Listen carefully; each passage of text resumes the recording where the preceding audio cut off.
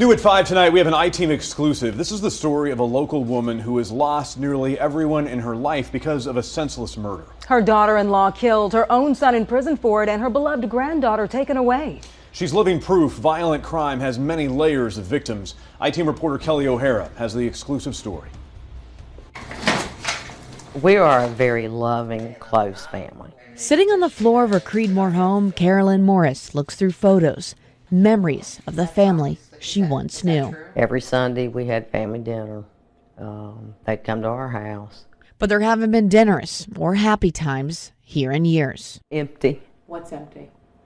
Well, I've lost my husband, my son, and my granddaughter. And though it's hard for her to say, because what started the cycle of loss, Carolyn Morris also lost her daughter-in-law, whose disappearance gripped the region. What we're here for today is to ask the general public for anybody that can help us to find Kelly. For more than a year, family, friends, and volunteers searched Granville County and beyond for Kelly Curran Morris, a mother and a wife whose husband said she went out one night to walk the dog and never came home. The next day, their house went up in flames.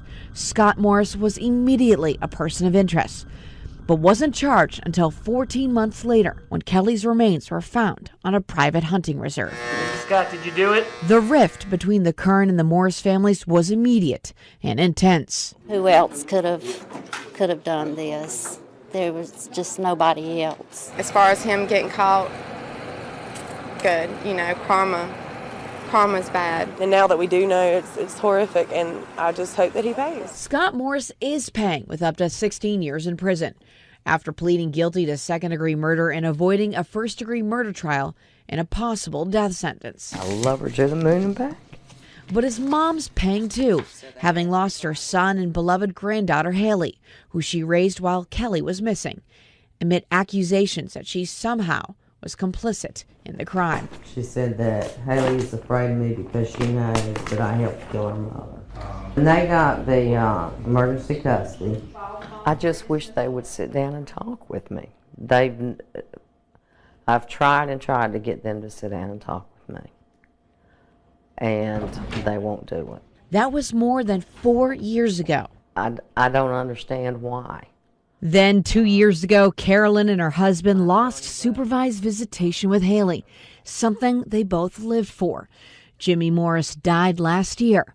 Carolyn says the stress of the past few years contributed.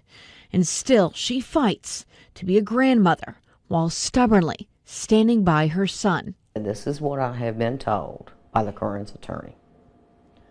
Unless you admit that your son killed Kelly, you will not see Haley or talk to her until she's 18.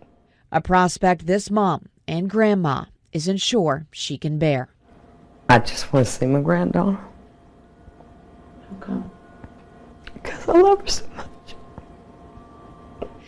And Carolyn tells me what makes this even more painful is that Haley lives so close in the same county, but she's not allowed to have any contact with her granddaughter.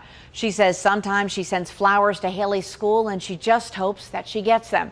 She also keeps on appealing for visitation rights, but she contends that she can't even get a court hearing. Now, we reached out to the judge in this case and the Curran family, but we haven't heard back. Meanwhile, Scott Morris is eligible for parole in 2020.